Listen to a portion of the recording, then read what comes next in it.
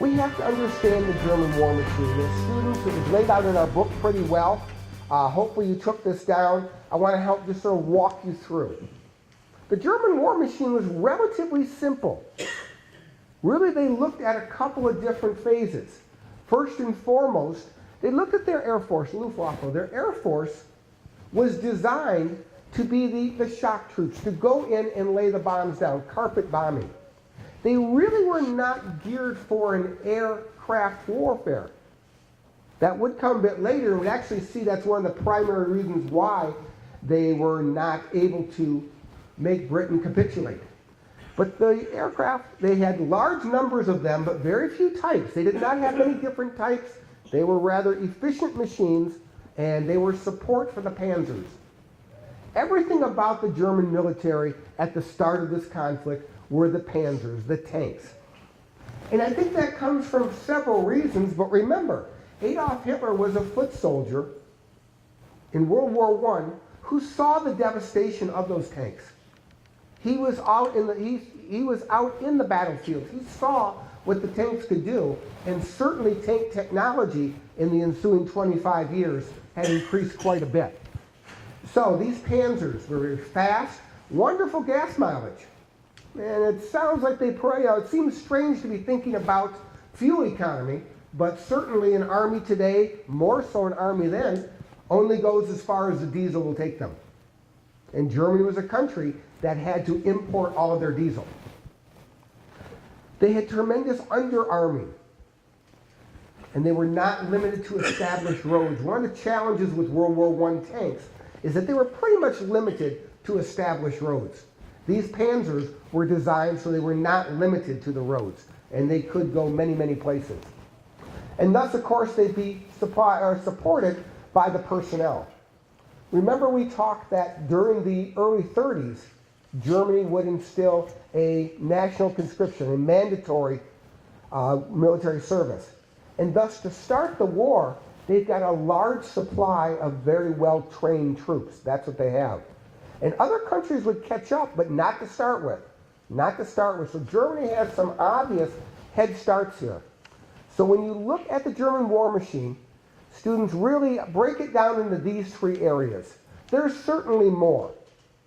But one of the challenges, I think, for any of us, particularly those of us in college right now, is trying to understand a topic like this that we haven't had a lot of exposure to. And many of these students, of course, are taking 3 and 4 and 5 classes. So it's just we always need to stick with the basics and understand that you've got air support and air cover. You've got the tanks breaking through that are really doing the yeoman's work. And you've got the massive number of troops coming up behind the tanks and encircling the army. Now, certainly nothing is that simple, but that's the easy version. Okay, an attack of the Low Countries. We think of the Low Countries, when you really understanding this war, you need to understand the map, which is very hard. You've got to understand the map of Europe. And we think of the Netherlands and Holland and Belgium. These are the Low Countries. And attacking there is a gateway to France. So there are challenges to the German military. Remember that Plan A was to take Poland and then have France and Britain effectively acknowledge it. Well, what it did, the conquest of Poland was quite simple, but France and Britain even furthered their resistance of Germany. They did not come close. Not only did they not acknowledge, they were really more determined. So thus Plan B had to be moving to the west. And so we've got some challenges. Just as the Russians went to fight in Finland in the winter, not a great idea. Fighting in late October is not wonderful because you've got a series of very low countries, a high water table that does not make it easy for World War II era troops to pass. And then you've got the great French Maginot Line, which was a fortification line. And this fortification line was infamous for the last 25 years of a rebuff to Germany. So when we look at this map, we see these massive fortifications toward central France there. And they're very effective. Not likely the German tanks are going to punch through there.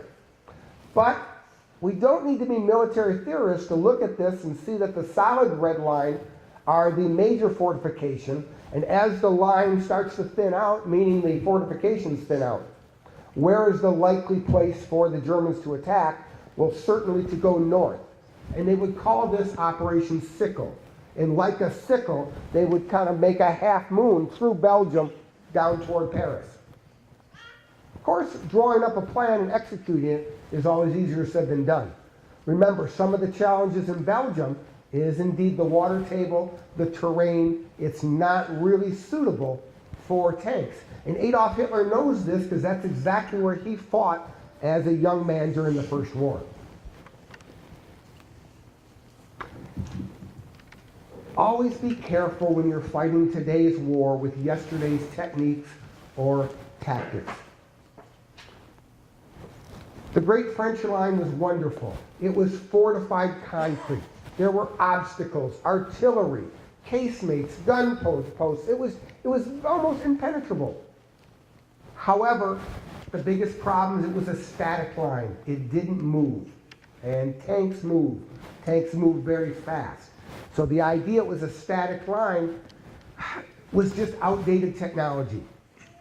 If you took that back 25 years ago, it would have changed the face of France most likely. But in 1939, it was outdated. So the invasion of Belgium would take place in 1940. So here we are, the invasion of the lowlands. And this region really does not have effective defenses. They've always counted on their terrain as a defense. They don't have a lot of strong military. Nothing worse than beer and chocolate and flowers being left undefended. 1,800 panzers would blaze through here. And Adolf Hitler is apprehensive because, again, he understands, having fought in this area, this is one place his tanks could be vulnerable.